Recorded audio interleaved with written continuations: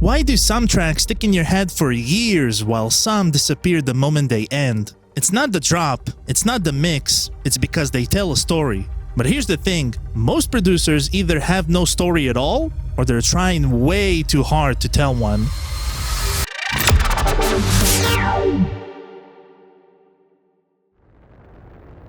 I've always been drawn to storytelling through music, having something to actually say.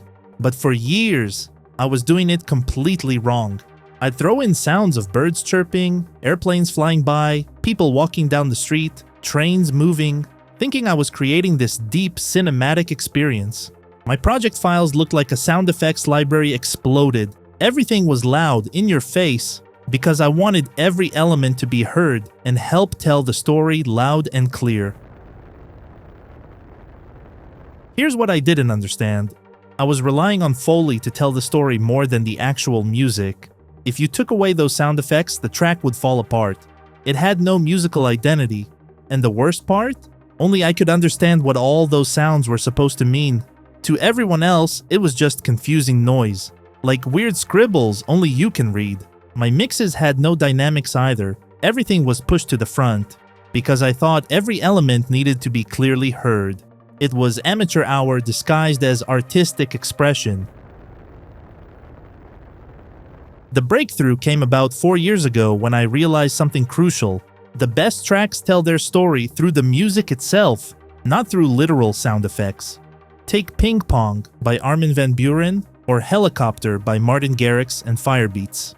Yeah, they're a bit obvious and silly with their ideas, but not every track needs to be super serious. They're tongue-in-cheek by design, but they still work because they're not too gimmicky and they balance humor with genuine thematic creativity.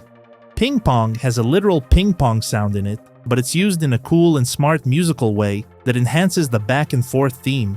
And you can even be a hipster and claim that it's a symbol for duality, yin and yang, action and reaction, cause and effect, etc. But also, if you take Helicopter and remove the literal helicopter sound, there are still at least 2 musical elements that represent the helicopter idea, like the winding up synth sound in the break and the lead sound at the drop. So the link to the theme is more than just a literal helicopter sound. But then look at tracks like Galaxy by Paul van Dyk and Vini Vici, or Heaven Let Us Down by Pegboard Nerds. These achieve so much more with so much less. They invoke feelings without spelling everything out. Even if you take out the vocals in Galaxy, you are left with musical elements that make you feel like you're floating through space, traveling across the cosmos. And they achieve it through writing music that makes you feel tranquility with a sense of mystery, while using sounds that sound cold and futuristic. And then when you listen to the vocals of Heaven Let Us Down, they are not saying explicitly what the track is about or what the theme is, but you get the sense of betrayal and despair. The break musically sounds very melancholic, and then the build-up literally sounds like you're falling from heaven, and then landing in hell when the drop hits, with the chaotic rhythm and aggressive-sounding bass sounds. So that's when it clicked. Storytelling in music is about subtlety and simplicity. It's about maturity. So here's how I approach themes and ideas now. First, focus on your 3 to 4 main elements. Maybe it's a lead, piano, and arp. These should carry your entire story throughout the entire track. Ask yourself, if everything else was gone, would these elements still convey the theme? If no, you're relying too much on extras. Second, think about every aspect of production as a storytelling device. Sound selection matters. Warm sounds for comfort, cold sounds for isolation, bright for happiness, dark for mystery. If your track is about chaos, write messy chords that don't hit perfectly on time.